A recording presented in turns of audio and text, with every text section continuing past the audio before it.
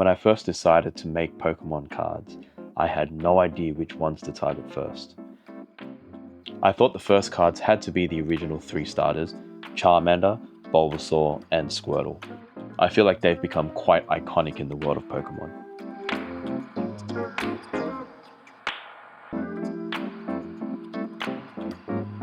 Next up had to be Charizard, because even though it's a first gen Pokemon, it's always been a fan favorite. And I think there are currently over 1,000 Pokemon to choose from, so I started to ask my family and friends for suggestions. My sister-in-law is a big Pokemon fan, and she requested her favorite, which is Drifloon, so this one had to be added to the mix. The next on the list is my daughter's favorite Pokemon, Umbreon, the dark evolution of Eevee. And my daughter said that one of her friends really likes Rayquaza, so I thought I'd give that one a go as well. And it didn't occur to me to make my own favorite Pokemon until I asked this awesome couple that I met at the Easter market, and they suggested my favorite Pokemon, and that Pokemon is Gengar. This is a Gengar toy that my kids got me from the arcade. This is my daughter and I at the Pokemon Cafe in Tokyo quite a few years ago, enjoying a grape-flavored Gengar drink. And this is me contemplating whether or not I should buy this awesome Gengar backpack. I didn't get the backpack, but I knew which card I was going to make next. So I headed to tcgplayer.com, which is a great place for any trading card game information to look for Gengar card designs. And although I do like these cards where the art spreads across the whole face of the card, it's kind of difficult to translate these into the 3-dimensional cards that I make. So I generally go for cards more like this, where there's a clear separation from the texts and the art. And I came across this bad boy, and I thought it would look really cool as a wooden card, so I just knew that it had to be my next project. So I downloaded the picture, got it into Inkscape, and then I got to work.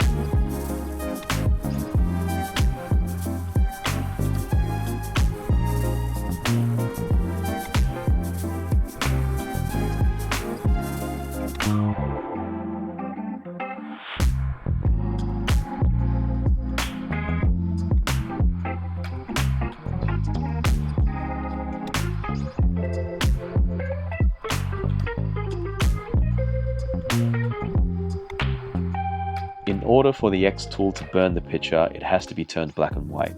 So I had to adjust the values to make sure that it retains as much detail as possible.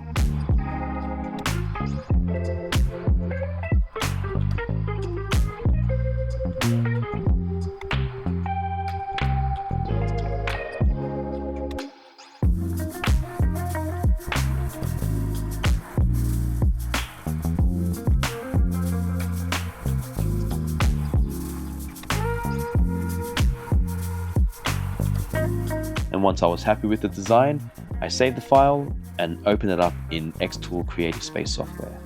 Now this doesn't always happen, but there are times when I drag my SVG file into the Xtool software and it doesn't retain its size. Sometimes it's only by a few millimeters, like this case, but other times it blows up bigger than the screen and I have to zoom out, resize it, and all that kind of jazz. Like I said, it doesn't happen all the time, but sometimes I don't know that it did happen and I cut and then the 2 pieces don't align and it drives me nuts. So if anyone has a fix for this, please let me know. And once I ensure all the dimensions are correct, I put in my custom burn and cut settings and then I hit start.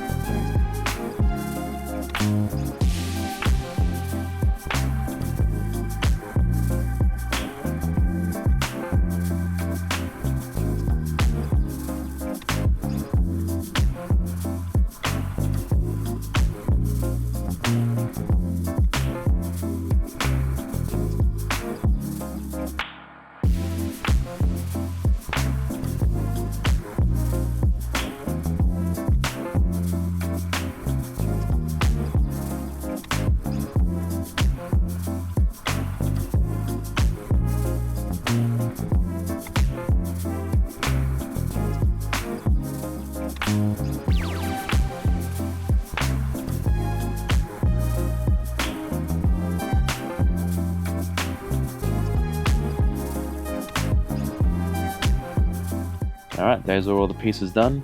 And finally my favorite part, putting it together.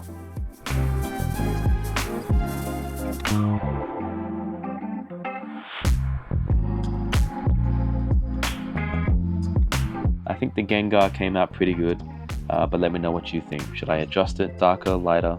I don't know.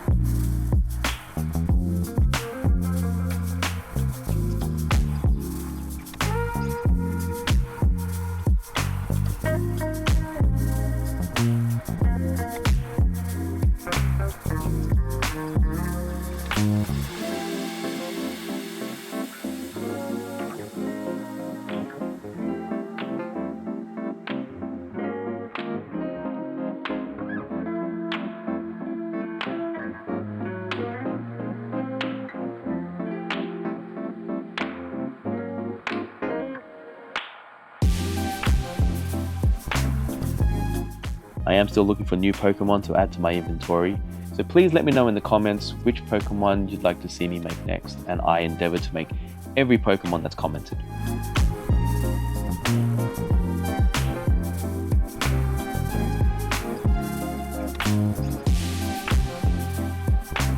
And here's the final product. Overall, I'm really happy how this one turned out.